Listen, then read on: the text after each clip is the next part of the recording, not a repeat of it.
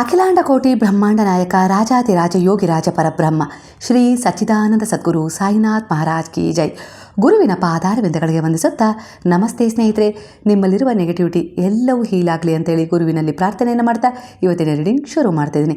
ಎಂದಿನಂತೆ ಈ ಎನರ್ಜಿಗೆ ನೀವು ಕನೆಕ್ಟ್ ಆಗಬೇಕು ಅಂದರೆ ನೀವು ನಂಬಿದ ಗುರುವನ್ನು ಹಾಗೆ ದೇವತೆಗಳನ್ನು ಸ್ಮರಣೆ ಮಾಡಿಕೊಂಡು ನೀವು ಅವರ ರಕ್ಷಣೆಯಲ್ಲಿ ಇದ್ದೀರಾ ಅನ್ನೋ ರೀತಿಯಲ್ಲಿ ಫೀಲ್ ಮಾಡ್ಕೊಳ್ಳಿ. ಹಾಗೆ ಈ ಎನರ್ಜಿಗೆ ಕನೆಕ್ಟ್ ಆಗಿ ನಿಮ್ಮ ಉಸಿರಿನ ಮೇಲೆ ದೃಷ್ಟಿಯನ್ನು ಹರಿಸಿ. ಸ್ನೇಹಿತರೆ, ಎಂದಿನಂತೆ ಇದು ಒಂದು ಟೈಮ್ಲೆಸ್ ಜನರಲ್ ರೀಡಿಂಗ್ ಆಗಿರುತ್ತೆ. ಹಾಗೆ ಇದು ಕನೆಕ್ಟಿವ್ ಎನರ್ಜಿಯಲ್ಲಿರುತ್ತೆ. ಯಾವ ಸಮಯದ ಎನರ್ಜಿ ಪ್ರಕಾರ ಈ ಒಂದು ಎನರ್ಜಿಗೆ ನೀವು ಕನೆಕ್ಟ್ ಆಗ್ತಿರೋ ಈ ಎನರ್ಜಿ ನಿಮ್ಮನ್ನು ಹೀಲ್ ಮಾಡುತ್ತೆ, ಹಾಗೆ ಗೈಡ್ ಕೂಡ ಮಾಡುತ್ತೆ, ಹಾಗೆ ನಿಮಗೆ ಸರಿಯಾದ ದಾರಿಯನ್ನು ತೋರಿಸುತ್ತೆ. ಸ್ನೇಹಿತರೆ, ಮೊದಲನೇದಾಗಿ ಈಗಿನ ಎನರ್ಜಿಯ ಪ್ರಕಾರ ಈ ದಿನ ನೀವು ತುಂಬ ಸಂತೋಷವಾಗಿದ್ದೀರಾ. ಅಂದರೆ ನೀವು ಅಂದ್ಕೊಂಡಿರುವ ಒಂದು ವಿಚಾರದಲ್ಲಿ, ಅಂದರೆ ನೀವು ನಿರೀಕ್ಷೆ ಮಾಡಿದ್ರಲ್ಲ ಆ ವಿಚಾರದಲ್ಲಿ ಒಂದು ಫಲ ನಿಮಗೆ ಸಿಕ್ಕಿದೆ. ಅಂದರೆ ಏನೋ ಒಂದು ರೀತಿಯಲ್ಲಿ ಸಮಾಧಾನ ಮನಸ್ಸಿಗೆ ಈ ಸಮಯದಲ್ಲಿ ಇದೆ ಅನ್ನೋ ರೀತಿಯಲ್ಲಿ ಬರ್ತದೆ. ಈ ದಿನ ಒಟ್ಟಾರೆಯಾಗಿ ಒಂದು ಸಂತೋಷವನ್ನು ಈ ಸಮಯದಲ್ಲಿ ನೀವು ಅನುಭವಿಸ್ತಾ ಇದ್ದೀರಾ ಅನ್ನೋ ರೀತಿಯಲ್ಲಿ. ಅಂದರೆ ಈ ದಿನ ನಿಮಗೆ ತುಂಬ ಸಂತೋಷದ ವಿಚಾರಗಳು ಕೂಡ ಕನೆಕ್ಟ್ ಆಗಿದೆ. ಒಂದು ಹೊಸ ದಾರಿಯಲ್ಲಿ ಹೆಜ್ಜೆ ಇಡುವ ಯೋಜನೆಯನ್ನು ಮಾಡ್ತಾ ಇದ್ದೀರಾ. ಆ ಯೋಚನೆ ಕೆಲವೊಂದು ಸಾರಿ ಭಯ ಸಂಶಯಕ್ಕೆ ಈಡು ಮಾಡ್ತಾ ಇದೆ. ಆದರೆ ಧೈರ್ಯದಿಂದ ಮೊದಲ ಹೆಜ್ಜೆ ಇಡಿ. ಎಚ್ಚರಿಕೆ, ಅತಿಯಾಗಿ ನಿರ್ಲಕ್ಷ್ಯ ಏನು ಮಾಡೋದು ಬೇಡ. ಭರವಸೆ ಇರಲಿ. ಹೊಸ ಅವಕಾಶಗಳು ನಿಮ್ಮ ಕಡೆ ಬರ್ತಾ ಇದ್ದಾವೆ, ಅದನ್ನು ಸರಿಯಾದ ರೀತಿಯಲ್ಲಿ ಉಪಯೋಗಿಸಿ ಅನ್ನೋ ರೀತಿಯಲ್ಲಿ ಬರ್ತಾ ಇದೆ. ನಿಮ್ಮೊಳಗೂ ಕೂಡ ಅದ್ಭುತ ಶಕ್ತಿ ಇದೆ. ಅಂದರೆ ಭಗವಂತನ ಅಂಶ ನೀವು ಅಂದ ಮೇಲೆ ನಿಮ್ಮಲ್ಲಿ ಅವರ ಶಕ್ತಿ ಇದೆ ಅಲ್ವಾ. ಹಾಗೆ ಗುರುವು ಕೂಡ ನಿಮಗೆ ಕನೆಕ್ಟ್ ಆಗಿರೋದ್ರಿಂದ ಅವರ ಮಾರ್ಗದರ್ಶನ ಹಂತ ಹಂತವಾಗಿ ನಿಮಗೆ ಸಿಗ್ತಾ ಇರೋದ್ರಿಂದ ಸರಿಯಾದ ನಿರ್ಧಾರಗಳನ್ನು ತಗೊಳ್ತಾ ಇದ್ದೀರಾ. ಒಂದು ಆತ್ಮವಿಶ್ವಾಸ ಇದೆ ನಿಮಗೀಗ. ಎಲ್ಲ ಸರಿಯಾಗತ್ತೆ, ಎಲ್ಲವನ್ನು ಸಂಭಾಳಿಸ್ತೀನಿ ಅನ್ನೋ ರೀತಿಯಲ್ಲಿ ಮುಂದೆ ಹೋಗ್ತಿದ್ದೀರಾ. ಅದಕ್ಕೆ ತಕ್ಕ ಹಾಗೆ ಗುರುವು ಕೂಡ ಸಣ್ಣ ಪುಟ್ಟ ಬದಲಾವಣೆಗಳೊಂದಿಗೆ ನಿಮಗೆ ಉತ್ಸಾಹ ಭರವಸೆಯನ್ನು ತುಂಬ್ತಾ ಇದ್ದಾರೆ. ಹಾಗೆ ನಿಮ್ಮ ಕರ್ಮವನ್ನು ಕಳೀತಾ ಇದ್ದಾರೆ. ಹಾಗೆ ಕೆಲವು ಒಂದು ಒಳ್ಳೆಯ ಕರ್ಮಗಳನ್ನು ನಿಮ್ಮ ಮೂಲಕ ಮಾಡಿಸುವ ಮೂಲಕ ನಿಮ್ಮಲ್ಲಿ ಆತ್ಮವಿಶ್ವಾಸವನ್ನು ಹೆಚ್ಚಿಸ್ತಾ ಇದ್ದಾರೆ. ಸಣ್ಣ ಪುಟ್ಟ ಏರಿಳಿತಗಳು ನಿಮ್ಮ ಆತ್ಮವಿಶ್ವಾಸವನ್ನು ಕುಗ್ಗಿಸುವ ಪ್ರಯತ್ನ ಮಾಡ್ತಾ ಇದ್ದಾವೆ. ಆದರೆ ನಿಮ್ಮ ಕೌಶಲ್ಯವನ್ನು ಬಳಸಿ, ನಿಮ್ಮ ಬುದ್ಧಿವಂತಿಕೆಯೊಂದಿಗೆ ಆ ಒಂದು ವಿಚಾರವನ್ನು, ಆ ಪರಿಸ್ಥಿತಿಯನ್ನು ಸಂಭಾಳಿಸಿ. ಎಂಥದ್ದೇ ಪರಿಸ್ಥಿತಿ ಎದುರಾದರೂ, ಎಂಥದ್ದೇ ಗೊಂದಲಗಳು ನಿಮ್ಮ ಜೀವನದಲ್ಲಿ ಇದ್ದರೂ ಕೂಡ ನಿಮ್ಮಲ್ಲಿರುವ ಕೆಲವು ರಹಸ್ಯಗಳನ್ನು ಯಾರೆದುರಿಗೂ ಹೇಳ್ಕೊಳ್ಬೇಡಿ. ಸತ್ಯ ನಿಮ್ಮೊಳಗೆ ಇರಬೇಕು ಅನ್ನೋ ರೀತಿಯಲ್ಲಿ ಬಾಬಾ ಹೇಳ್ತಾ ಇದ್ದಾರೆ. ಯಾವುದೋ ಒಂದು ಭಾವನೆಗೆ ಸಿಲುಕಿ ತಪ್ಪು ಆಯ್ಕೆ ಮಾಡ್ಕೊಳ್ಳೋದು ಬೇಡ ಅನ್ನೋ ರೀತಿಯಲ್ಲಿ ಬರ್ತಾ ಇದೆ. ನಿಜವಾದ ಪ್ರೀತಿ ನಿಮ್ಮೆಡೆಗೆ ಬರ್ತಾ ಇದೆ. ನಿಮ್ಮ ಕನಸು ನನಸಾಗತ್ತೆ. ಈ ಕ್ಷಣ ನಿಮ್ಮ ಜೀವನ ಒಂದು ಹೊಸ ಆರಂಭದ ಅಂಚಿನಲ್ಲಿ ನಿಂತಿದೆ. ನಿಮಗೆ ಒಳಗಿನಿಂದ ಏನಾದರೂ ಹೊಸದು ಮಾಡಬೇಕು ಅನ್ನುವ ಆಸೆ ಇದೆ. ಆದರೆ ಅದೇ ಸಮಯದಲ್ಲಿ ಭಯ ಕೂಡ ಹಿಡಿದುಕೊಂಡಿದೆ. ನೀವೀಗ ಹಿಂದೆ ನಡೆದ ನೋವು, ನಿರಾಶೆ, ಜನರ ಮಾತು ಅವೆಲ್ಲವನ್ನು ಮನಸ್ಸಲ್ಲಿ ಯೋಚಿಸ್ತಾ ಇದ್ರೆ ಆ ಯೋಚನೆಗಳನ್ನು ಬಿಟ್ಬಿಡಿ, ಮುಂದೆ ಹೋಗಿ. ನಿಮ್ಮ ಡೆಸ್ಟಿನಿ ಹೇಳ್ತಾ ಇದೆ, ಒಂದು ಹೆಜ್ಜೆ ಇಡಿ, ದೇವರು ಮುಂದೆ ದಾರಿ ತೋರಿಸ್ತಾರೆ. ನಿಮ್ಮಲ್ಲೂ ಕೂಡ ಒಂದು ಅದ್ಭುತ ಶಕ್ತಿ ಇದೆ. ಆದರೆ ನೀವು ಆ ಶಕ್ತಿಯನ್ನು ಇನ್ನೂ ಸಂಪೂರ್ಣವಾಗಿ ಬಳಸ್ಕೊಳ್ತಾ ಇಲ್ಲ. ನಿಮ್ಮೊಳಗಿನ ಪ್ರತಿಭೆ, ಮಾತಿನ ಶಕ್ತಿ, ಬುದ್ಧಿ ಇವೆಲ್ಲವೂ ನಿಮ್ಮ ಜೀವನ ಬದಲಾಯಿಸುತ್ತೆ. ಆದರೆ ಸಮಸ್ಯೆ ಏನಪ್ಪ ಅಂದರೆ ನೀವು ಹೊರಗಿನವರ ಮೇಲೆ ಅವಲಂಬಿತರಾಗಿದ್ದೀರಾ. ಯಾರಾದರೂ ಏನಾದರೂ ಅಂದ್ಕೊಳ್ತಾರಾ ಅನ್ನೋ ರೀತಿಲಿ ಯೋಚಿಸ್ತಾ ಇದ್ದೀರಾ. ಹಾಗಾಗಿ ಡೆಸ್ಟಿನಿ ಹೇಳ್ತಾ ಇದೆ, ನಿಮ್ಮ ಜೀವನದ ಕೀಲಿ ನಿಮ್ಮ ಕೈಯಲ್ಲೇ ಇದೆ. ನೀವು ಆರಂಭಿಸಿದರೆ ಅದ್ಭುತ ಸಂಭವಿಸುತ್ತೆ ಅನ್ನೋ ರೀತಿಯಲ್ಲಿ ಇಲ್ಲಿ ಗುರುವು ಸೂಚನೆಯನ್ನು ಕೊಡ್ತಾ ಇದೆ. ನೀವು ಎಲ್ಲಿಯವರೆಗೂ ಅನುಮಾನದಿಂದ ನಿಮ್ಮ ಪ್ರತಿಭೆಯನ್ನು ನೋಡ್ತೀರೋ, ಹಾಗೆ ಜನರು ಏನು ಅಂದ್ಕೊಳ್ತಾರೆ ಅನ್ನೋ ರೀತಿಯಲ್ಲಿ ನೀವು ಅವ್ರ ಬಗ್ಗೆ ಚಿಂತಿಸ್ತೀರೋ, ಅಲ್ಲಿಯವರೆಗೂ ನೀವು ಅಲ್ಲೇ ನಿಂತಿರ್ತೀರ. ಮುಂದೆ ಹೋಗಲಿಕ್ಕೆ ಸಾಧ್ಯ ಆಗೋದಿಲ್ಲ. ಇದೇ ರೀತಿಯ ಒಂದು ಸಂದೇಹದಲ್ಲಿ, ಇದೇ ರೀತಿಯ ಒಂದು ದುರ್ಬಲತೆಯ ವಿಚಾರದಲ್ಲಿ ನೀವು ಸಿಕ್ಕಾಕೊಂಡಿದ್ದೀರಾ. ಇದರಿಂದ ನೀವೀಗ ಹೊರಗೆ ಬರುವ ಸಮಯ ಬಂದಿದೆ. ಹೊರಗೆ ಬರಲೇಬೇಕು. ಈಗಾಗಲೇ ಬರುವ ಪ್ರಯತ್ನವನ್ನು ಮಾಡ್ತಾ ಇದ್ದೀರಾ. ಆದರೂ ಕೂಡ ನಕಾರಾತ್ಮಕತೆ ಕೆಲವೊಂದು ಸಾರಿ ಬಾಧಿಸಿ ನಿಮ್ಮ ಉತ್ಸಾಹವನ್ನು ಕುಗ್ಗಿಸ್ತಾ ಇದೆ. ಈ ಉತ್ಸಾಹ ಕುಗ್ಲಿಕ್ಕೂ ಕೂಡ ಕಾರಣ ಇದೆ. ಎಲ್ಲೋ ಒಂದು ರೀತಿಯಲ್ಲಿ ನನ್ನಿಂದ ಅದು ಆಗೋದಿಲ್ಲ ಅನ್ನುವ ದುರ್ಬಲತೆ ಆಗಿರ್ಬೋದು. ಇಲ್ಲ, ನಾನು ಅವರಂತೆ ಯಾಕಿಲ್ಲ, ಅವರಷ್ಟು ಆತ್ಮವಿಶ್ವಾಸ ನನ್ನಲ್ಲಿ ಯಾಕಿಲ್ಲ ಅನ್ನೋ ರೀತಿಯಲ್ಲಿ ಇನ್ನೊಬ್ಬರನ್ನು ನೀವು ಹೋಲಿಕೆ ಮಾಡ್ಕೊಳ್ತಾ ಇರೋದ್ರಿಂದ ಕೂಡ ಇಲ್ಲಿ ಆ ಒಂದು ಪ್ರತಿಭೆಯನ್ನು ನೀವು ಸರಿಯಾದ ರೀತಿಯಲ್ಲಿ ಸರಿಯಾದ ಒಂದು ಸಮಯಕ್ಕೆ ಹೊರಗಾಕೋಕ್ಕೆ ಆಗ್ತಾ ಇಲ್ಲ ಅನ್ನೋ ರೀತಿಯಲ್ಲಿ ಅಡೆತಡೆಯನ್ನು ಸೂಚಿಸ್ತಾ ಇದೆ. ಇದೇ ಬ್ಲಾಕೇಜ್ಗಳು ನಿಮ್ಮ ಜೀವನದಲ್ಲಿ ನೀವು ಏನು ಅಂದ್ಕೊಂಡಿದ್ರೆ ಆ ಸಾಧನೆಗೆ ಅಡ್ಡಿ ಬರ್ತಾ ಇದ್ದಾವೆ ಅನ್ನೋ ರೀತಿಯಲ್ಲಿ ಕಾಣಿಸ್ತಾ ಇದೆ ಎನರ್ಜಿ. ಈ ಸಮಯದಲ್ಲಿ ನಿಮ್ಮ ಜೀವನದಲ್ಲಿ ಹಲವಾರು ವಿಷಯಗಳು ಮೌನವಾಗಿ ನಡೀತಾ ಇದ್ದಾವೆ. ಹೊರಗೆ ಎಲ್ಲವೂ ಸರಿಯಂತೆ ಕಾಣ್ತಾ ಇರ್ಬೋದು, ಆದರೆ ಒಳಗೆ ಗೊಂದಲ ಇದೆ. ನಿಮ್ಮೊಳಗಿನ ಧ್ವನಿ ನಿಮ್ಮನ್ನು ಎಚ್ಚರಿಸ್ತಾ ಇದೆ. ಯಾರನ್ನೋ ನಂಬೇಡ ಅಂತ ಹೇಳಿ ನಿಮ್ಮ ಡೆಸ್ಟಿನಿ ಹೇಳ್ತಾ ಇದೆ. ಮೌನದಲ್ಲೇ ಸತ್ಯ ಇದೆ. ಇಷ್ಟು ದಿನ ನೀವು ಇತರರ ಮಾತು ಕೇಳಿದಿರಿ, ಈಗ ನಿಮ್ಮ ಮನಸ್ಸಿನ ಮಾತು ಕೇಳಿ ಅಂತೇಳಿ ನಿಮಗೆ ನಿಮ್ಮ ಮನಸ್ಸು, ಅಂತರಾತ್ಮ ಹೇಳ್ತಾ ಇದೆ. ನಿಮ್ಮ ಜೀವನದಲ್ಲಿ ಪ್ರೀತಿ, ಆರೈಕೆ ಮತ್ತು ಬೆಳವಣಿಗೆ ಬರುವ ಸಮಯ ಶುರುವಾಗಿದೆ. ನಿಮ್ಮವರೇ ನಿಮಗೆ ತುಂಬ ಅನ್ಯಾಯ ಮಾಡಿದರು, ಮೋಸ ಮಾಡಿದರು, ನೋವು ಕೊಟ್ಟಿದ್ದಾರೆ. ಆದರೆ ಈಗ ನೀವು ಗುರುವಿನ ಶರಣದಲ್ಲಿ ಬಂದ ಮೇಲೆ ನೀವು ಹೀಲಿಂಗ್ ಆಗ್ತಾ ಇದ್ದೀರ. ಡೆಸ್ಟಿನಿ ಹೇಳ್ತಾ ಇದೆ ನಿಮ್ಮ ಜೀವನದಲ್ಲಿ ಮತ್ತೆ ಸಂತೋಷ ಬರುತ್ತೆ. ನೀವು ನಿಮ್ಮನ್ನು ಪ್ರೀತಿಸೋದು ಶುರು ಮಾಡಿದರೆ, ನಂಬಲಿಕ್ಕೆ ಶುರು ಮಾಡಿದರೆ ಹೊರಗಿನ ಪ್ರಪಂಚವೂ ಕೂಡ ನಿಮ್ಮನ್ನು ಪ್ರೀತಿಸುತ್ತೆ, ಗೌರವಿಸುತ್ತೆ. ಹಾಗಾಗಿ ನಿಮ್ಮನ್ನು ನೀವು ಇಲ್ಲಿ ಒಂದು ರೀತಿಯಲ್ಲಿ ತಿರಸ್ಕಾರ ಮಾಡ್ಕೊಂಡು ಬಿಟ್ಟಿದ್ದೀರಾ ಅನ್ನೋ ರೀತಿಯಲ್ಲಿ ಕಾಣಿಸ್ತಿದೆ. ಹಾಗಾಗಿ ಆ ತಿರಸ್ಕಾರವನ್ನು ದೂರ ಮಾಡಿ ನಿಮ್ಮನ್ನು ನೀವು ಪ್ರೀತಿಸಿ, ಗೌರವಿಸಿ, ಹಾಗೆ ನಿಮ್ಮನ್ನು ನೀವು ಅರ್ಥ ಮಾಡ್ಕೊಳ್ಳಿ. ಮೊದಲಾಗಿ ನೀವೀಗ ನಿಮ್ಮ ಜೀವನದಲ್ಲಿ ನಿಯಂತ್ರಣ ಕಳೆದುಕೊಂಡಂತಹ ಒಂದು ಅನುಭವವನ್ನು ಅನುಭವಿಸ್ತಾ ಇದ್ದೀರಾ. ಅದು ಕೆಲಸದ ವಿಚಾರದಲ್ಲಾಗಿರ್ಬೋದು, ಹಣದ ವಿಚಾರದಲ್ಲಾಗಿರ್ಬೋದು, ಮದುವೆ, ಸಂತಾನ, ಕುಟುಂಬ ಎಲ್ಲವೂ ಅಸ್ಥಿರವಾಗಿದೆ. ಆದರೆ ಡೆಸ್ಟಿನಿ ಹೇಳ್ತಾ ಇದೆ ನೀವು ನಾಯಕ. ನೀವು ನಿಮ್ಮ ಜೀವನವನ್ನು ಮತ್ತೆ ಕಂಟ್ರೋಲ್ ಮಾಡಬೇಕಾಗಿದೆ. ಶಿಸ್ತು, ಯೋಜನೆ ಇವು ನಿಮ್ಮನ್ನು ಮತ್ತೆ ಎತ್ತರಕ್ಕೆ ತೆಗೆದುಕೊಂಡು ಹೋಗ್ತವೆ. ಹಾಗಾಗಿ ಸ್ವಲ್ಪ ಶಿಸ್ತಿರಲಿ, ಸ್ವಲ್ಪ ಧ್ಯಾನಕ್ಕೆ ಒಳಗಾಗಿ, ಹಾಗೆ ನನ್ನಿಂದ ಆಗೋದಿಲ್ಲ, ಯಾರೂ ನನಗೆ ಸಪೋರ್ಟ್ ಇಲ್ಲ ಅನ್ನೋದನ್ನು ಬಿಟ್ಟುಬಿಡಿ. ನಿಮ್ಮನ್ನು ಸೃಷ್ಟಿ ಮಾಡಿದ ಭಗವಂತನ ಮೇಲೆ ನಂಬಿಕೆ ಇಡಿ. ಖಂಡಿತ ಒಂದಲ್ಲ ಒಂದು ರೀತಿಯ ದಾರಿ ತೆರೆದುಕೊಳ್ಳುತ್ತೆ, ನಿಮ್ಮ ಒಳ್ಳೆಯ ಉದ್ದೇಶದ ಕರ್ಮದ ಆಧಾರದ ಮೇಲೆ ಅನ್ನೋ ರೀತಿಯಲ್ಲಿ ಬರ್ತಾ ಇದೆ. ಈ ಸಮಯದಲ್ಲಿ ನಿಮ್ಮ ಜೀವನದಲ್ಲಿ ಒಂದು ಮುಖ್ಯ ನಿರ್ಧಾರವನ್ನು ನೀವು ತಗೊಳ್ಬೇಕು. 24 ಗಂಟೆ ಒಳಗೆ ನೀವು ಒಂದು ಮುಖ್ಯ ನಿರ್ಧಾರವನ್ನು ತಗೊಳ್ತೀರಾ. ಸಂಬಂಧ ಅಥವಾ ಜೀವನದ ದಾರಿ ಬದಲಾಯಿಸೋ ರೀತಿಲಾಗಿರ್ಬೋದು, ಇಲ್ಲ ಸಂಬಂಧವನ್ನು ಬಿಟ್ಟು ಹೋಗಬೇಕಾ, ಅದರಲ್ಲೇ ಯಾವ ರೀತಿ ಪರಿವರ್ತನೆ ಮಾಡ್ಕೊಂಡು ಮುಂದುವರಿಬೇಕು ಅನ್ನೋದನ್ನು ತೀರ್ಮಾನ ತಗೊಳ್ತೀರಾ. ನಿಮ್ಮ ಹೃದಯ ಒಂದು ಹೇಳ್ತಾ ಇದೆ, ನಿಮ್ಮ ಮನಸ್ಸು ಇನ್ನೊಂದು ಹೇಳ್ತಾ ಇದೆ. ನೀವು ಈಗ ಗೊಂದಲದಲ್ಲಿದ್ದೀರಾ. ಆದರೆ ಇಲ್ಲಿ ಗುರು ಹೇಳ್ತಾ ಇದ್ದಾರೆ ನಿಜವಾದ ದಾರಿ ಆಯ್ಕೆ ಮಾಡಿ, ತಪ್ಪು ಆಯ್ಕೆ ಮಾಡಿದರೆ ನೋವು, ಸರಿಯಾದ ಆಯ್ಕೆ ಮಾಡಿದರೆ ಸಂತೋಷ ಅನ್ನೋ ರೀತಿಯಲ್ಲಿ ಬರ್ತದೆ. ಹಾಗಾಗಿ ಇಲ್ಲಿ ಈಗ ನೀವು ಏನು ತೀರ್ಮಾನ ತಗೊಳ್ಳೋದು ಅನ್ನೋ ರೀತಿಯಲ್ಲಿ ಯೋಚಿಸ್ತಾ ಇದ್ದೀರಾ ಅನ್ನೋದಾದರೆ, ನಿಮಗೆ ಸರಿಯಾದ ತೀರ್ಮಾನ ತಗೊಳ್ಳೋಕೆ ಆಗ್ತಾ ಇಲ್ಲ ಅಂದರೆ ಖಂಡಿತ ಅದನ್ನು ಗುರುವಿನ ಪಾದಗಳಲ್ಲಿ ಶರಣಾಗಿ ಒಂದು 24 ಗಂಟೆ ನೀವು ಸಮಯ ತಗೊಳ್ಳಿ. ಖಂಡಿತವಾಗಿಯೂ ನಿಮಗೆ ಅಲ್ಲಿ ಒಂದು ಪರಿಹಾರ ಸಿಗುತ್ತೆ. ಈಗ ನೀವು ತುಂಬ ಹೋರಾಟದ ಹಂತದಲ್ಲಿ ಇದ್ದೀರಾ, ಹೋರಾಟನೇ ಮಾಡ್ತಾ ಇದ್ದೀರಾ. ಆದರೆ ಅಡೆತಡೆಗಳು, ಸಮಸ್ಯೆಗಳು ನಿಮ್ಮನ್ನು ತಡೆಯಲು ಪ್ರಯತ್ನಿಸ್ತಾ ಇದ್ದಾವೆ. ಯಾರೋ ನಿಮ್ಮನ್ನು ಕೊಂಕು ನುಡಿಗಳಿಂದ ತಡೀತಾ ಇದ್ದಾರೆ, ನೋವು ಕೊಟ್ಟು, ವೇದನೆ ಕೊಟ್ಟು ನಿಮ್ಮನ್ನು ಇನ್ನೂ ದುರ್ಬಲತೆಗೆ ಜಾರಿಸ್ತಾ ಇದ್ದಾರೆ. ಆದರೆ ನಿಮ್ಮ ಡೆಸ್ಟಿನಿ ಹೇಳ್ತಾ ಇದೆ ನೀವು ಗೆಲ್ತೀರಾ. ನೀವೀಗ ಬಿಡದೆ ಹೋರಾಡಿದರೆ ನಿಮ್ಮ ಜಯ ಖಚಿತ. ಅಂದರೆ ನೀವು ಅವ್ರು ಕೊಟ್ಟ ನೋವನ್ನೇ ಅವ್ರಿಗೆ ಕೊಡಬೇಕು ಅಂತ ಇಲ್ಲ, ಸ್ವಲ್ಪ ಮೌನವಾಗಿರಿ. ಹಾಗೆ ಕೆಲವೊಂದು ಸಾರಿ ಅವರು ಆಡೋ ಮಾತಿಗೆಲ್ಲ ಉತ್ತರ ಕೊಡಬೇಕು ಅಂತಲೇ ಇಲ್ಲ. ಕೆಲವೊಂದು ಸಾರಿ ಮೌನವಾಗಿ ನಿಮ್ಮ ಪರಿವರ್ತನೆ ಕಡೆ ನೀವು ಹೆಜ್ಜೆ ಇಡಬೇಕಾದ್ರೆ ನೀವು ಏನನ್ನು ಮಾಡಬೇಕು ಅಂತೇಳಿ ಮನಸ್ಸಲ್ಲಿ ಅಂದ್ಕೊಂಡಿದ್ದೀರ ಅದ್ರ ಕಡೆ ಧೈರ್ಯವಾಗಿ ಮುಂದೆ ಹೋಗಿಬಿಡಿ ಅನ್ನೋ ರೀತಿಯಲ್ಲಿ ಬರ್ತಾ ಇದೆ. ಬಾಬಾ ಹೇಳ್ತಾ ಇದ್ದಾರೆ ನೀವು ಕೆಲವರ ಒತ್ತಡ, ಕೆಲವರ ಒಂದು ಕೊಡ್ತಾ ಇರೋ ನೋವಿಗಾಗಿರ್ಬೋದು, ಆಡ್ಕೊಳ್ತಾ ಇರೋ ಮಾತಿಗಾಗಿರ್ಬೋದು ಬಲಹೀನರಾಗಿ ಕಾಣ್ತಾ ಇದ್ದೀರಾ. ಆದರೆ ನೀವು ಒಳಗೆ ತುಂಬ ಶಕ್ತಿಶಾಲಿ ಆಗಿದ್ದೀರಾ. ನೀವು ಇಷ್ಟು ದಿನ ಎಲ್ಲವನ್ನು ಸಹಿಸ್ಕೊಂಡಿದ್ದೀರಾ. ನೀವು ನಿಮ್ಮಲ್ಲೇ ಅಡಗಿರುವ ಒಂದು ಭಯವನ್ನು ಗೆದ್ದರೆ ನಿಮ್ಮ ಜೀವನವೇ ಬದಲಾಗುತ್ತೆ ಅನ್ನೋ ರೀತಿಯಲ್ಲಿ ಬಾಬಾ ಹೇಳ್ತಾ ಇದ್ದಾರೆ. ಹಾಗೆ ಈ ಸಮಯದಲ್ಲಿ ನೀವು ಒಬ್ಬರಾಗಿ ಫೀಲ್ ಮಾಡ್ತಾ ಇದ್ದೀರಾ. ಅಂದರೆ ನಾನು ಒಬ್ಬಂಟಿ ಅನ್ನೋ ರೀತಿಯಲ್ಲಿ ಫೀಲ್ ಮಾಡ್ತಾ ಇದ್ದೀರಾ. ಜನರ ಮಧ್ಯದಲ್ಲಿದ್ದರೂ ಕೂಡ ಒಂಟಿತನ ನಿಮ್ಮನ್ನು ಕಾಡ್ತಾ ಇದೆ. ಆದರೆ ಇದು ದಂಡನೆ ಅಲ್ಲ, ಇದು ನಿಮ್ಮ ಆತ್ಮದ ಪ್ರಯಾಣ.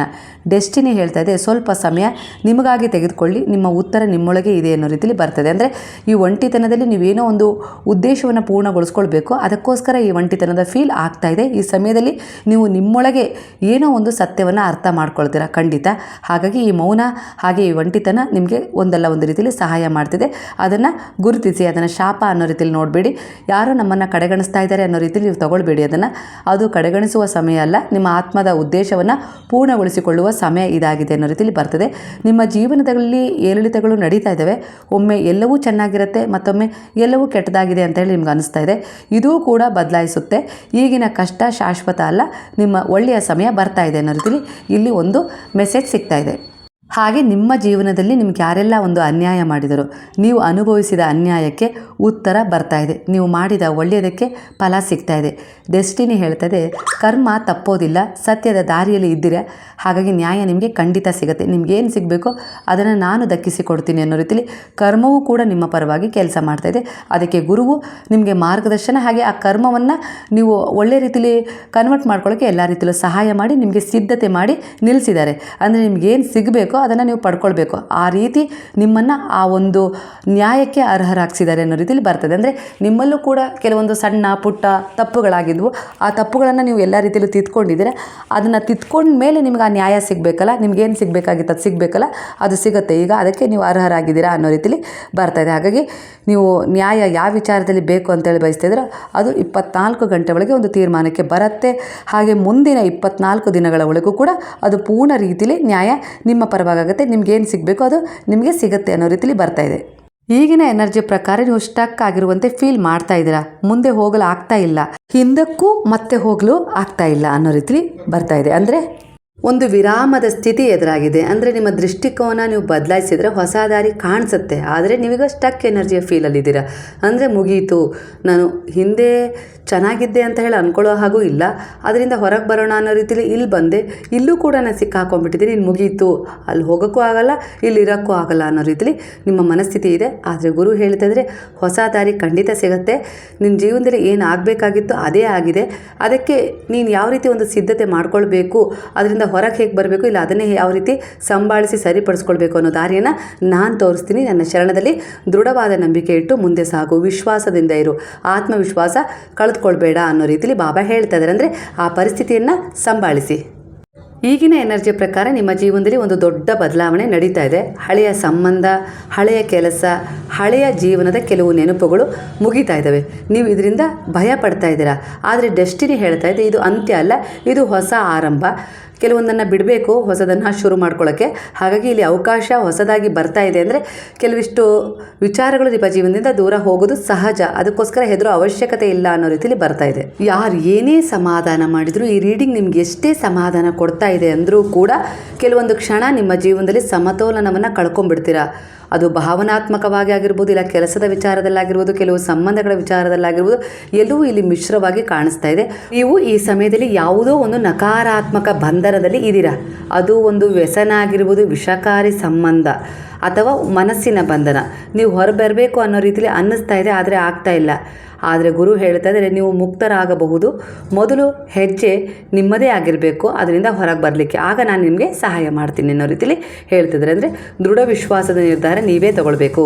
ನಿಮ್ಮ ಜೀವನದಲ್ಲಿ ಒಂದು ಆಕಸ್ಮಿಕ ಬದಲಾವಣೆ ಅಥವಾ ಶಾಕ್ ಆಗುವ ಒಂದು ವಿಚಾರ ಎದುರಾಗ್ತಾ ಇದೆ. ನೀವು ಕೆಟ್ಟದು ಅಂತ ಹೇಳಿ ಅದನ್ನು ಬಯಸಬೇಡಿ, ಕುಸಿದಂತೆ ಫೀಲ್ ಕೂಡ ಮಾಡ್ಕೊಳ್ಬೇಡಿ. ಆದರೆ ಇಲ್ಲಿ ಗುರು ಹೇಳ್ತಾ ಇದ್ದಾರೆ ಇದು ನಿಮ್ಮ ಒಳ್ಳೆಯದಕ್ಕೆ, ಹಳೆಯದನ್ನು ಒಡೆಯದೆ ಹೊಸದು ಕಟ್ಟಲಾಗೋದು ಅನ್ನೋ ರೀತಿಯಲ್ಲಿ ಎದುರಾಗ್ತದೆ. ಹಾಗಾಗಿ ಕೆಲವರು ಇಲ್ಲಿ ನಿಷ್ಠೂರವಾಗಿ ನಡ್ಕೊಳ್ಬೋದು, ಇಲ್ಲ ಅಂದರೆ ಕೆಲವರು ಸ್ವಲ್ಪ ನಿಮ್ಮ ಹತ್ರ ವ್ಯತಿರಿಕ್ತವಾಗಿ ನಡೆದುಕೊಳ್ಬೋದು ಅನ್ನೋ ರೀತಿಯಲ್ಲಿ ಬರ್ತದೆ. ಈ ಸಮಯದಲ್ಲಿ ನಿಮ್ಮನ್ನು ನೀವು ಸಂಭಾಳಿಸಿ. ಅಂದರೆ ಕುಸಿದಂತೆ ಫೀಲ್ ಆಗುವ ಅವಕಾಶ ಎದುರಾಗ್ತದೆ. ಹಾಗಾಗಿ ಕುಸಿಯೋ ಅವಶ್ಯಕತೆ ಇಲ್ಲ. ಇಲ್ಲಿ ಹೊಸದೊಂದು ವಿಚಾರ ನಿಮ್ಮ ಜೀವನದಲ್ಲಿ ಬರಲಿಕ್ಕೆ ಈ ತಯಾರಿ ನಡೀತಾ ಇದೆ ಅನ್ನೋ ರೀತಿಯಲ್ಲಿ ಬರ್ತದೆ. ನೀವು ಬಹಳ ನೋವಿನ ಒಂದು ರೀತಿಯಲ್ಲಿ ಇದ್ದೀರಾ ಅಂತ ಕಾಣಿಸ್ತಾ ಇದೆ. ಆದರೆ ಈಗ ಹೀಲಿಂಗ್ ಶುರುವಾಗಿದೆ. ನಿಮ್ಮ ಡೆಸ್ಟಿನಿ ಹೇಳ್ತದೆ ನಂಬಿಕೆ ಇಡಿ, ನೀವು ಮತ್ತೆ ಬೆಳಕನ್ನು ಖಂಡಿತ ಕಾಣ್ತೀರಿ. ಯಾಕಂದರೆ ನೀವು ಗುರುವಿನ ಶರಣದಲ್ಲಿದ್ದೀರಾ, ಅವರ ಮಾರ್ಗದರ್ಶನ ನಿಮ್ಮನ್ನು ಕಾಪಾಡ್ತಾ ಇದೆ, ಅವರ ರಕ್ಷಣೆಯಲ್ಲಿದ್ದೀರಾ. ಹಾಗಾಗಿ ಯಾರೂ ಕೂಡ ನಿಮ್ಮನ್ನು ಮುಟ್ಲಿಕ್ಕೂ ಕೂಡ ಈ ಸಮಯದಲ್ಲಿ ಸಾಧ್ಯ ಇಲ್ಲ. ನಿಮ್ಮ ನಂಬಿಕೆ ಎಷ್ಟು ಇನ್ನೂ ಆ ಗುರುವಿನಲ್ಲಿ ದೃಢವಾಗ್ತಾ ಹೋಗುತ್ತೋ ಅಷ್ಟೇ ನೀವು ಅವರ ರಕ್ಷಣೆಯಲ್ಲಿ ಬಿಗಿಯಾಗ್ತಾ ಹೋಗ್ತೀರಾ. ಆಗ ಯಾರೂ ಕೂಡ ನಿಮ್ಮನ್ನು ಏನೂ ಮಾಡಲಿಕ್ಕೆ ಸಾಧ್ಯ ಆಗೋದಿಲ್ಲ ಅನ್ನೋ ರೀತಿಯಲ್ಲಿ ಬರ್ತಾ ಇದೆ. ಅದು ನಿಮ್ಮ ನಂಬಿಕೆಗೆ ಅನುಸಾರವಾಗಿ. ನಿಮ್ಮ ಜೀವನದಲ್ಲಿ ಗೊಂದಲ ಇದೆ, ಭಯ ಇದೆ, ಅನುಮಾನ ಇದೆ, ಕೆಲವೊಂದು ವಿಚಾರಗಳಲ್ಲಿ ಹೆಚ್ಚಾಗಿದೆ ಕೂಡ. ಅದು ನೀವು ಯಾರನ್ನೋ ಅಥವಾ ಯಾವುದನ್ನೋ ನಂಬಿ ತಪ್ಪು ಮಾಡಿದ್ದೀರಾ. ಅದೇ ರೀತಿ ಸತ್ಯವನ್ನು ಹುಡುಕ್ತಾ ಇದ್ದೀರಾ. ಈಗ ಎಲ್ಲವೂ ಹಾಗೆ ಕಾಣ್ತಾ ಇಲ್ಲ, ನಿಮಗೆ ಏನು ಮಾಡೋದು ಅಂತ ನಿರ್ಧಾರ ತಗೊಳ್ಳೋ ತಪ್ಪಾಗ್ತಾ ಇದೆ ಅನ್ನೋ ರೀತಿಯಲ್ಲಿ ಬರ್ತದೆ. ಇಲ್ಲಿ ಹಾಲಿನ ದಾನವನ್ನು ಮಾಡಿ ಯಾವುದಾದ್ರೂ ಮಂದಿರಕ್ಕೆ ನಾಳೆಯ ದಿನ ಅನ್ನೋ ರೀತಿಯಲ್ಲಿ ಬರ್ತದೆ. ಖಂಡಿತ ಇಲ್ಲ ಹಾಲನ್ನು ಸ್ವಲ್ಪ ನೀವು ಮನೆಯ ದೇವರಿಗೆ ನೈವೇದ್ಯ ಕೂಡ ಮಾಡ್ಬೋದು, ಈ ರೀತಿ ಕೂಡ ಮಾಡ್ಬೋದು. ನಂತರ ಅದನ್ನು ನೀವು ಸೇವನೆ ಮಾಡ್ಬೋದು ಮನೆಯಲ್ಲೆಲ್ಲರೂ ಪ್ರಸಾದದ ಮೂಲಕ. ಯಾವುದಾದ್ರೂ ದೇವಸ್ಥಾನಕ್ಕೆ ದಾನ ಕೊಡ್ಬೋದು, ಇಲ್ಲಾಂದರೆ ನೀವೇ ನಿಮ್ಮ ಮನೆಯಲ್ಲಿ ಅದನ್ನು ದೇವರಿಗೆ ಸಮರ್ಪಣೆ ಮಾಡಿ ನೀವು ತಗೊಳ್ಬೋದು. ಇದರಿಂದ ಈ ರೀತಿಯ ಗೊಂದಲ, ಭಯ, ಅನುಮಾನ ದೂರ ಆಗುತ್ತೆ, ಒಂದು ಸತ್ಯ ಸ್ಪಷ್ಟವಾಗುತ್ತೆ. ಆಗ ನೀವು ಸರಿಯಾದ ನಿರ್ಧಾರವನ್ನು ತಗೊಳ್ತೀರಾ ಅನ್ನೋ ರೀತಿಯಲ್ಲಿ ಕೆಲವರಿಗೆ ಎನರ್ಜಿಗೆ ಇಲ್ಲಿ ಕನೆಕ್ಟ್ ಆಗ್ತಿದೆ ವಿಚಾರ. ಹಾಗೆ ನಿಮ್ಮ ಕೈಲಾದ ದಾನ, ಧರ್ಮ, ಸೇವೆ ಖಂಡಿತ ನೀವು ಮಾಡಬೇಕು. ಇದು ನಿಮ್ಮ ಗ್ರಹ ದೋಷಗಳನ್ನು ದೂರ ಮಾಡುತ್ತೆ. ಅಂದರೆ ಗ್ರಹ ದೋಷಗಳು ಕಾಣ್ತಾ ಇದೆ ಇಲ್ಲಿ, ಆದರೆ ಇವುಗಳಿಗೋಸ್ಕರ ನೀವು ದುಡ್ಡು ಖರ್ಚು ಮಾಡೋ ಅವಶ್ಯಕತೆ ಇಲ್ಲ. ನಿಮ್ಮಲ್ಲಿರುವ ಒಂದು ಅಸೂಯೆ, ನಿಮ್ಮಲ್ಲಿರುವ ಒಂದು ಕೆಟ್ಟ ಎಲ್ಲೋ ಒಂದು ರೀತಿಯಲ್ಲಿ ಇದ್ದೇ ಇರುತ್ತಲ್ಲ ಮನುಷ್ಯ ಅಂದಮೇಲೆ, ಜಲಸಿ ಅನ್ನೋದು, ಯಾರನ್ನ ನೋಡಿ ಅವ್ರು ಯಾಕೆ ಹೀಗಿದ್ದಾರೆ, ನಾವು ಯಾಕೆ ಆಗಿಲ್ಲ ಅನ್ನೋ ರೀತಿಲಿ ಆ ರೀತಿ ಏನು ಅಂದ್ಕೊಳಕ್ಕೆ ಹೋಗ್ಬಿಡ್ರಿ. ನಿಮ್ಮ ಜೀವನ ನಿಮಗೇನು ಕೊಟ್ಟಿದೆಯಲ್ಲ ಅದು ಒಳ್ಳೆಯದೇ ಕೊಟ್ಟಿದೆ. ಅಂದರೆ ನಾನೇನೋ ಕಳ್ಕೊಳ್ಳೋಕ್ಕೆ ಇಲ್ಲಿ ಬಂದಿದ್ದೀನಿ, ಅದನ್ನು ಕಳ್ಕೊಳ್ತಾ ಇದ್ದೀನಿ. ಹಾಗಾಗಿ ಈ ದುಃಖ, ಈ ನೋವು, ಈ ಒಂದು ನಿಂದನೆ ಎಲ್ಲ ಬರ್ತಾ ಇದ್ದಾವೆ ಅನ್ನೋ ರೀತಿಲಿ ಅದನ್ನು ಫೀಲ್ ಮಾಡಿ, ಹಾಗೆ ಒಳ್ಳೆಯದನ್ನು ಕೂಡ ಅದಕ್ಕೆ ತಕ್ಕ ಹಾಗೆ ಫೀಲ್ ಮಾಡಬೇಕು. ನನ್ನ ಜೀವನದಲ್ಲೂ ಒಂದು ಒಳ್ಳೆಯದು ಎದುರಾಗುತ್ತೆ, ಇದನ್ನು ಕಳ್ಕೊಂಡ್ಮೇಲೆ ಈಗ ಕಳ್ಕೊಳ್ತಾ ಇದ್ದೀನಿ, ಗುರು ಶುದ್ಧೀಕರಣ ಮಾಡ್ತಾಯಿದ್ರೆ ಖಂಡಿತ ನನ್ನ ಜೀವನದಲ್ಲಿ ನನ್ನ ಕನಸನ್ನು, ನಾನೇನು ಕನಸು ಕಾಣ್ತಾ ಇದ್ದೀನಲ್ಲ ಅದನ್ನು ಪೂರ್ಣಗೊಳಿಸ್ಕೊಳ್ತೀನಿ. ದೃಢವಾದ ಒಂದು ಮ್ಯಾನಿಫೆಸ್ಟ್ ಮಾಡಿ ಖಂಡಿತ ನೆರವೇರುತ್ತೆ. ಇಲ್ಲಿ ಗುರು ಹೇಳ್ತಿದ್ರೆ ಬಹಳ ದಿನದಿಂದ ಕಾಯ್ತಾ ಇದ್ದ ಒಂದು ಸಮಯ ಬಂದಿದೆ, ಖಂಡಿತ ನಿಮ್ಮ ಜೀವನದಲ್ಲಿ ಅದು ನೆರವೇರುತ್ತೆ. ಯಾವುದಾದ್ರೂ ವಿಚಾರದಲ್ಲಿ ನೀವು ಈಗ ಯೋಚಿಸ್ತಾ ಇದ್ದೀರ ಅದು ನಡೆಯುತ್ತೆ, 24 ಗಂಟೆ ಒಳಗೆ ಇಲ್ಲ 24 ದಿನದ ಒಳಗೆ ನಡೆಯುತ್ತೆ ಅನ್ನೋ ರೀತಿಯಲ್ಲಿ ಇಲ್ಲಿ ಬರ್ತಾ ಇದೆ.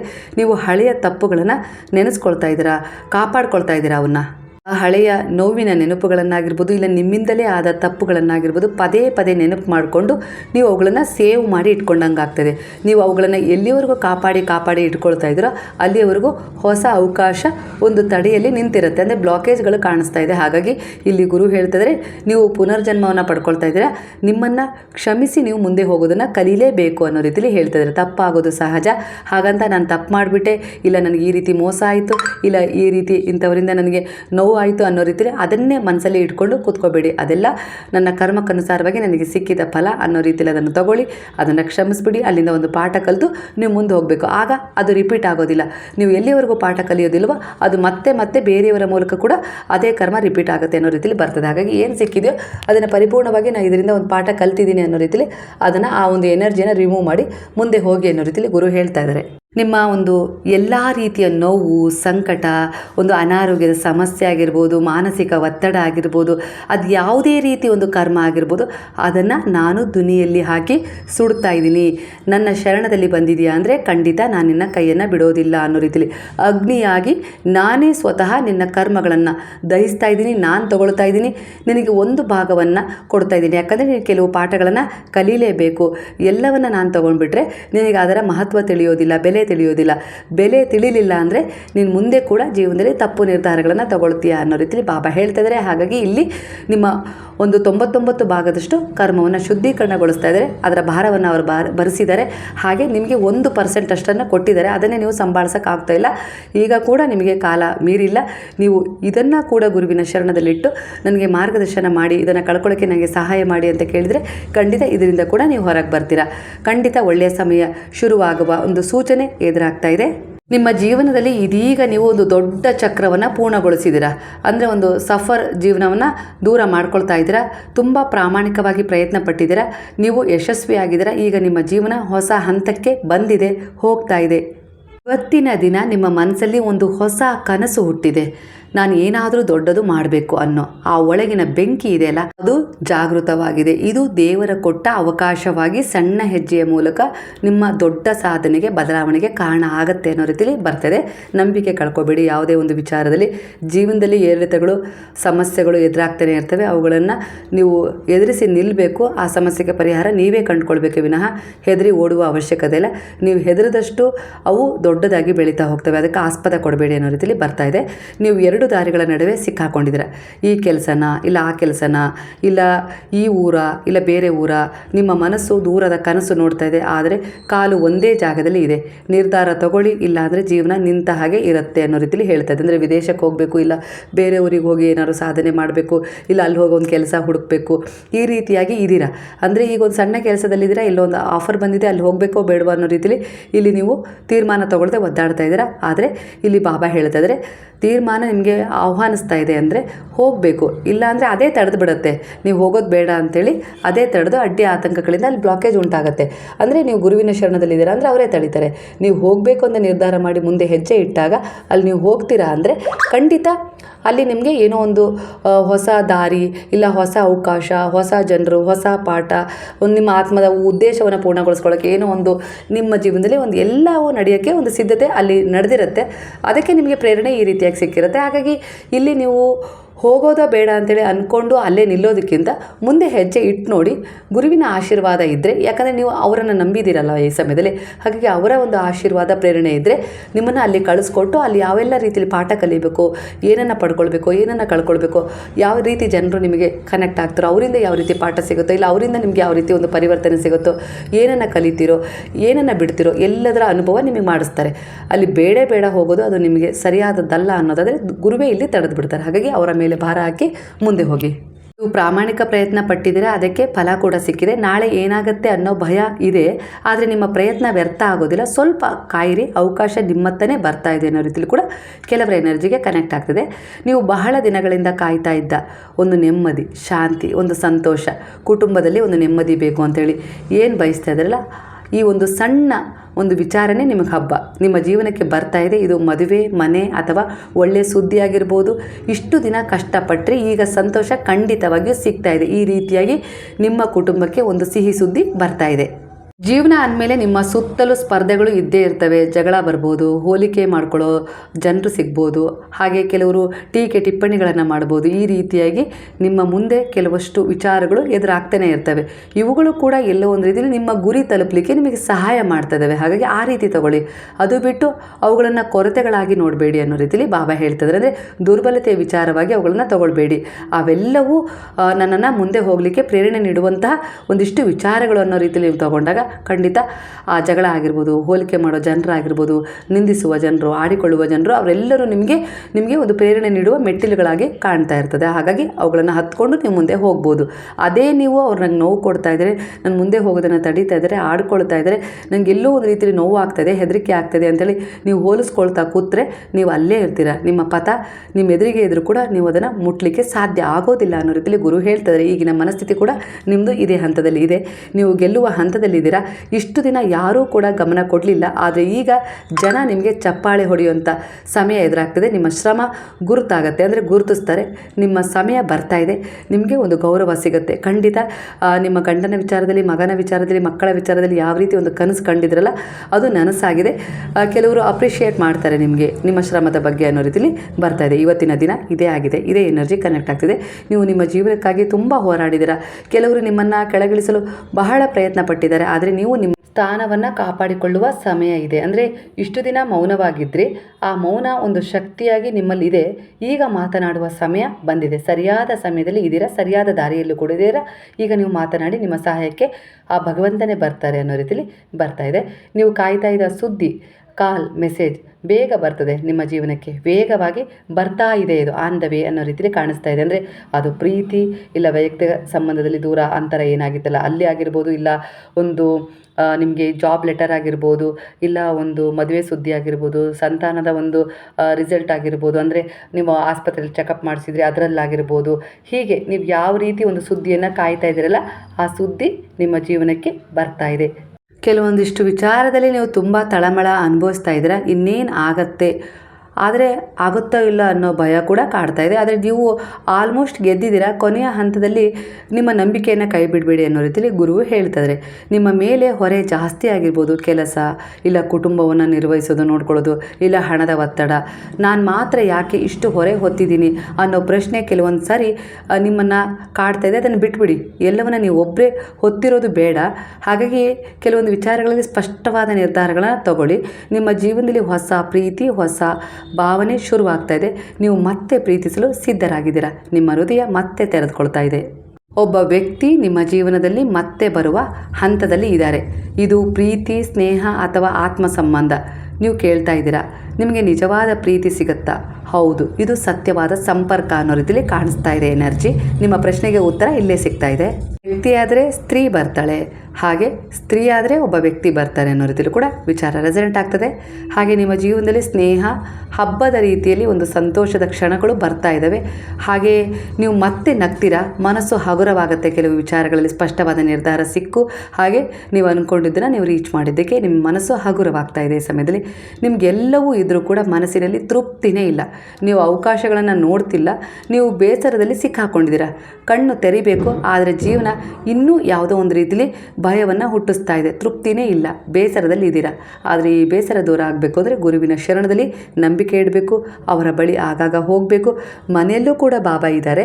ಇಲ್ಲ ನೀವು ದೇವಸ್ಥಾನಕ್ಕೆ ಹೋಗುವ ಅವಶ್ಯಕತೆ ಈಗ ಸಮಯ ಇದೆ ಅನ್ನೋ ರೀತಿಯಲ್ಲಿ ಬರ್ತಾ ಇದೆ. ಅಂದರೆ ಆ ದೇವಸ್ಥಾನದ ಒಂದು ಪರಿಸರ, ಅದರ ಆ ಭಗವಂತನ ಒಂದು ಶಕ್ತಿ ನಿಮ್ಮನ್ನು ಹೀಲ್ ಮಾಡುತ್ತೆ. ಹಾಗಾಗಿ ನೀವು ಅಲ್ಲಿಗೆ ಹೋಗಬೇಕು ಅನ್ನೋ ರೀತಿಯಲ್ಲಿ ಕೆಲವರ ಎನರ್ಜಿಗೆ ಕನೆಕ್ಟ್ ಆಗ್ತದೆ. ಅದರಿಂದ ನಿಮ್ಮ ಮನಸ್ಸಿಗೆ ಸಮಾಧಾನ ಸಿಗುತ್ತೆ, ಶಾಂತಿ ಸಿಗುತ್ತೆ. ಹಾಗೆ ಆ ಬಾಬಾರವರ ಎದುರಿಗೆ ಕುಳಿತಾಗ ನೀವು ತುಂಬ ಅಳ್ತೀರಾ. ಅಂದರೆ ಅಲ್ಲಿ ನಿಮ್ಮಲ್ಲಿರುವ ಒಂದು ನೋವು, ದೋಷವನ್ನು ಅವರು ಈ ರೀತಿಯಾಗಿ ಹೀಲ್ ಮಾಡ್ತಾ ಇದ್ದಾರೆ. ಇದೇ ಆಗಿರುತ್ತೆ. ಹಾಗಾಗಿ ಇಲ್ಲಿ ನೀವು ಯಾವುದೇ ರೀತಿ ಗೊಂದಲಕ್ಕೆ ಒಳಗಾಗೋದು ಬೇಡ.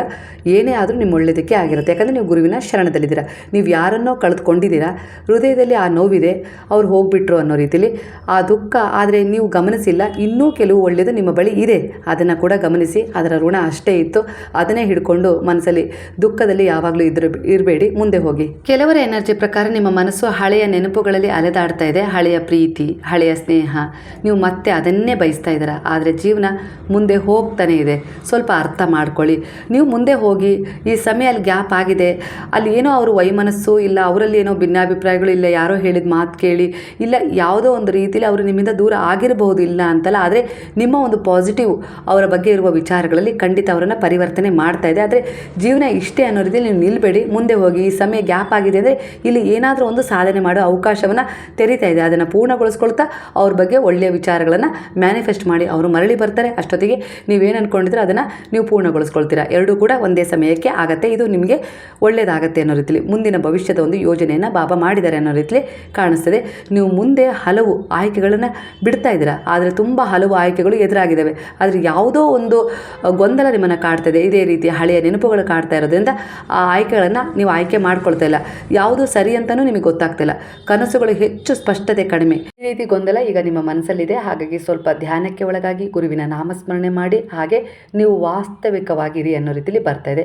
ಎಲ್ಲವೂ ಕೂಡ ನಿಜನೂ ಆಗಿರೋದಿಲ್ಲ, ಎಲ್ಲವೂ ಕೂಡ ಸುಳ್ಳು ಆಗಿರೋದಿಲ್ಲ. ನೀವು ಗುರುವಿನ ಶರಣದಲ್ಲಿರೋದ್ರಿಂದ, ಮನಸ್ಸನ್ನು ಶಾಂತವಾಗಿಟ್ಕೊಳ್ಳೋದ್ರಿಂದ ನಿಮ್ಗೆ ಏನು ಬೇಕೋ ಅದನ್ನು ಅವ್ರು ಕೊಡ್ತಾರೆ. ನಿಮ್ಗೆ ಯಾವ್ದು ಸರಿಯಲ್ಲ ಅದನ್ನು ನಿಮ್ಮಿಂದ ದೂರ ಮಾಡ್ತಾರೆ ಅನ್ನೋ ರೀತಿಯಲ್ಲಿ ಎನರ್ಜಿ ಕನೆಕ್ಟ್ ಆಗಿದೆ. ನೀವು ಒಂದು ಸಂಬಂಧ ಅಥವಾ ಪರಿಸ್ಥಿತಿಯನ್ನು ಬಿಟ್ಟು ಹೋಗುವ ಹಂತದಲ್ಲಿ ಇದ್ದೀರಾ. ಇದು ನೋವು ಕೊಡ್ತಾ ಇದೆ, ಆದರೆ ಇದು ನಿಮ್ಮ ಶಾಂತಿಗಾಗಿ, ಒಳಿತಿಗಾಗಿಯೇ ಈ ರೀತಿ ನಡೀತಾ ಇದೆ ಯೋಜನೆ ಅನ್ನೋ ರೀತಿಯಲ್ಲಿ ಬರ್ತದೆ. ಒಂದು ವಿಚಾರದಲ್ಲಿ ಸರಿಯಾದ ನಿರ್ಧಾರವನ್ನು ತಗೊಳಕ್ಕಾಗದೆ ಒದ್ದಾಡ್ತಾ ಇದ್ದೀರಾ, ಅಂದರೆ ಅದರ ದಾರಿಯನ್ನು ತಪ್ಪಿಸ್ತಾ ಇದ್ದೀರಾ, ಅಂದರೆ ನೀವು ಅದನ್ನು ಮರೆ ಮಾಸ್ತಾ ಇದ್ದೀರಾ, ಆದರೆ ಕಣ್ಣು ಮುಚ್ಕೊಂಡಿದ್ದೀರಾ ಅನ್ನೋ ರೀತಿಯಲ್ಲಿ ಬರ್ತದೆ. ಆದರೆ ಜೀವನ ನಿಮ್ಮಿಂದ ಉತ್ತರವನ್ನು ಕೇಳ್ತಾ ಇದೆ. ನೀವು ಕೊಡಲೇಬೇಕು, ಸರಿಯಾದ ನಿರ್ಧಾರವನ್ನು ತಗೊಳ್ಳೇಬೇಕು. ಕರ್ಮ ಕೇಳ್ತಾ ಇದೆ. ಇಲ್ಲ ಅಂದರೆ ಇದರ ಪರಿಣಾಮ ನಿಮ್ಮ ಜೀವನದಲ್ಲಿ ನೀವು ಮುಂದೆ ಅನುಭವಿಸಬೇಕಾಗುತ್ತೆ. ಹಾಗಾಗಿ ಸರಿಯಾದ ನಿರ್ಧಾರವನ್ನು ತಗೊಳ್ಳಿ ಅನ್ನೋ ರೀತಿಯಲ್ಲಿ ಕೆಲವರ ಎನರ್ಜಿಗೆ ಕೆಲವು ವಿಚಾರಗಳು ಕನೆಕ್ಟ್ ಆಗ್ತದೆ. ಇಲ್ಲಿ ಯಾರಾದರೂ ನಿಮ್ಮನ್ನು ನೋಯಿಸಿದ್ದಾರೆ, ನೀವು ಇನ್ನೂ ಅದರಿಂದ ಹೊರ ಬರಲಿಲ್ಲ, ಆದರೆ ಈ ನೋವು ನಿಮ್ಮನ್ನು ಬಲವಾಗಿಸ್ತಾ ಇದೆ. ಆದರೆ ನೀವು ಈಗ ಆ ನೋವಿನಿಂದ ಹೊರಬರುವ ಸಿದ್ಧತೆಯನ್ನು ಮಾಡ್ಕೊಂಡಿದ್ದೀರಾ. ನೀವು ವಿಶ್ರಾಂತಿ ಬೇಕಾದ ಹಂತದಲ್ಲಿ ಇದ್ದೀರಾ. ಮನಸ್ಸು ತುಂಬ ಕಳ್ಕೊಂಡಿದ್ದೀರಾ. ಸ್ವಲ್ಪ ಬ್ರೇಕ್ ತೊಗೊಳ್ಳಿ ಅನ್ನೋ ರೀತಿಯಲ್ಲಿ ಗುರು ಹೇಳ್ತಿದ್ರೆ, ಅದರ ಧ್ಯಾನಕ್ಕಾಗಿ ಆಗಿರ್ಬೋದು, ಇಲ್ಲ ಸ್ವಲ್ಪ ತಿರುಗಾಟ, ಇಲ್ಲ ಯಾವುದೋ ಒಂದು ತೀರ್ಥಕ್ಷೇತ್ರಗಳ ಭೇಟಿ, ಇಲ್ಲ ನಿಮ್ಮ ಮನಸ್ಸಿಗೆ ಇಷ್ಟವಾದ ಜಾಗಕ್ಕೆ ಹೋಗಿ ಬರೋದು, ಈ ರೀತಿ ಮಾಡೋದ್ರಿಂದ ಮಾಡೋ ಯೋಜನೆ ಕೂಡ ಹಾಕ್ಕೊಂಡಿದ್ದೀರಾ. ಇದರಿಂದ ನೀವು ಬ್ರೇಕ್ ತೊಗೊಂಡಂಗೂ ಆಗುತ್ತೆ, ಹಾಗೆ ನಿಮ್ಮನ್ನು ನೀವು ಹೀಲ್ ಮಾಡ್ಕೊಂಡಂಗೂ ಆಗುತ್ತೆ, ಹಾಗೆ ಮುಂದಿನ ಕೆಲವು ನಿರ್ಧಾರಗಳನ್ನು ತಗೊಳ್ಳೋಕ್ಕೆ ನಿಮಗೆ ಸಹಾಯ ಕೂಡ ಆಗುತ್ತೆ.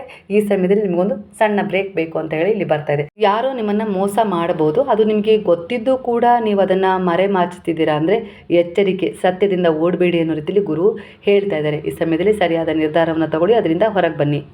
ನೀವು ನಿಮ್ಮನ್ನೇ ಆ ವಿಚಾರದಲ್ಲಿ ಬಂಧಿಸ್ಕೊಂಡು ಬಿಟ್ಟಿದ್ದೀರಾ. ನನಗಾಗಲ್ಲ ಅನ್ನೋ ಭಯ ನಿಮ್ಮನ್ನು ಹಿಡಿದುಕೊಂಡಿದೆ. ಇದು ನಿಮ್ಮ ಮನಸ್ಸಿನ ಗಡಿ, ಅದನ್ನು ನೀವು ಮುರಿಲೇಬೇಕು ಈ ಸಮಯದಲ್ಲಿ ಅನ್ನೋ ರೀತಿಯಲ್ಲಿ ಗುರು ಹೇಳ್ತಿದ್ದಾರೆ. ನಾನು ನಿನ್ನ ಜೊತೆಗೆ ಇರ್ತೀನಿ, ನಾನು ನಿನಗೆ ಸಹಾಯ ಮಾಡ್ತೀನಿ ಅಂತ ಹೇಳಿ ಹೇಳ್ತಾರೆ. ಹಾಗೆ ಯಾವುದೋ ರೂಪದಲ್ಲಿ ಸಹಾಯ ನಿಮಗೆ ಸಿಗುತ್ತೆ. ಗುರುವೇ ಬರೋದಿಲ್ಲ, ಆದರೆ ಅವರ ರೂಪದಲ್ಲಿ ಯಾರೋ ಬಂದು ನಿಮಗೆ ಸಹಾಯ ಮಾಡ್ತಾರೆ. ಮುಂದಿನ ಹೆಜ್ಜೆಯನ್ನು ದೃಢವಾಗಿ ಇಡಿ. ರಾತ್ರಿ ನಿದ್ದೆ ಬರಲ್ಲ, ಆತಂಕ, ಚಿಂತೆ, ಓವರ್ ಥಿಂಕಿಂಗ್. ಆದರೆ ಇದು ನಿಜಕ್ಕಿಂತ ಹೆಚ್ಚು ನಿಮ್ಮ ಮನಸ್ಸಿನ ಭಯ ಆಗಿದೆ. ಈ ಭಯವನ್ನು ದೂರ ಮಾಡಿ, ಧ್ಯಾನ ಮಾಡಿ, ಗುರು ಸ್ಮರಣೆ ಮಾಡಿ, ನೀವು ನಂಬಿದ ದೈವಶಕ್ತಿಗಳ ಸ್ಮರಣೆ ಮಾಡಿ. ಹಾಗೆ ನಿಮ್ಮ ಜೀವನದಲ್ಲಿ ಏನೆಲ್ಲ ನಿಮಗೆ ಒಳ್ಳೇದು ಸಿಕ್ಕಿದೆಯೋ, ಒಳ್ಳೇದಾಗಿದೆಯೋ ಆ ಸಿಹಿ ಘಟನೆಗಳನ್ನು ನೆನಪು ಮಾಡ್ಕೊಳ್ಳಿ. ನೀವು ಫೀಲ್ ಆಗ್ತೀರಾ. ಓವರ್ ಥಿಂಕಿಂಗ್ ಕಡಿಮೆ ಆಗುತ್ತೆ, ನಿದ್ರೆ ಕೂಡ ಚೆನ್ನಾಗಿ ಬರುತ್ತೆ. ಮುಂದಿನ ದಿನ ಉತ್ಸಾಹದಿಂದ ನಿಮ್ಮ ದಿನವನ್ನು ಶುರು ಮಾಡ್ತೀರಾ. ನಿಮ್ಮ ಜೀವನದಲ್ಲಿನ ಒಂದು ನೋವಿನ ಹಂತ ಇದೆಯಲ್ಲ, ಅದು ಅಂತ್ಯ ಆಗ್ತಿದೆ. ನೀವು ತುಂಬ ಕಷ್ಟ ಅನುಭವಿಸಿದರೆ ಈಗ ಅದು ಮುಗಿತಾ ಇದೆ. ಹೊಸ ಹಣದ ಅವಕಾಶ ಸಿಗ್ತಾ ಇದೆ. ಕೆಲಸ ವ್ಯವಹಾರದ ರೂಪದಲ್ಲಿ ಆದಾಯ ಹೆಚ್ಚಾಗುತ್ತೆ. ಇದು ನಿಮ್ಮ ಜೀವನ ಬದಲಾಯಿಸುವ ಸಮಯವಾಗಿದೆ ಅನ್ನೋ ರೀತಿಯಲ್ಲಿ ಕೆಲವರ ಎನರ್ಜಿಗೆ ಕನೆಕ್ಟ್ ಆಗ್ತದೆ.